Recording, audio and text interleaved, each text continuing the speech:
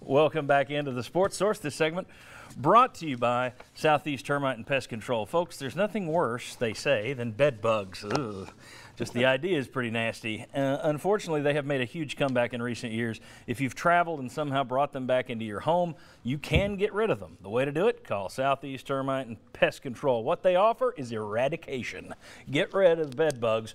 Southeast Termite and Pest Control. I want to remind you today, special overtime segment, we'll be talking about the Tennessee LSU game last night. So we will be talking about the game. That's going to be overtime. That'll be on the website this afternoon, probably by about 3 o'clock, sportsource.tv to check that out. I also want to remind you, if you follow me on Twitter, we will be tweeting information about all 70 of the guys on that list. So if you want more details on all those guys and why they're up there, follow me on Twitter. I'll put that up there today. Let's quickly do our pick segment, though. Josh, last week, you nailed it. So I'm not putting up the standings this week. We don't have time. Typical. You nailed it, though. You were dead on with the 20 points. Tennessee lost 30-10. Sterling Hinton told me this morning he's got Tennessee by 3. Tennessee by 3 against Vanderbilt. Chuck, will Tennessee avoid their first ever 8-loss season? Boy, I sure hope so. But here's what I'm going to say. Derek Mason is not going to be dancing in our house. Tennessee by 10. Oh, wow. Whoa. Tennessee by 10. Stepping up, baby. Let's the rest of us just say what you're picking. I got Tennessee by 1. Tennessee by 1. And I've always agreed with Sterling. Tennessee by 3? Yeah. Tennessee by 1 again. Okay, very good. All right, let me show you a list right here. Where have the last 10 SEC championship coaches come from? If you sit there and say, well, you can't hire this B-level guy, you can't hire this guy with a so-so overall record, take a look. Nick Saban was 34, 24-1 at Michigan State. Gus Malzahn had been a head coach for 1 year at Arkansas State. Les Miles, 28-21. Wow, at Oklahoma State.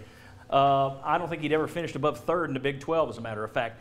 Gene Chizik was 5-19 at Iowa State. Wow. Now, Urban Meyer, 22-2 at Utah, but still there were people wondering, yeah, it's Utah. Let's see you do that in the SEC. Yeah, that's pre-Pac-12 Utah. Yes, exactly. Mark Richt, offensive coordinator. Tommy Tuberville had been 25-20 at Ole Miss. Steve Spurrier, the number doesn't look good, but he won the ACC at Duke.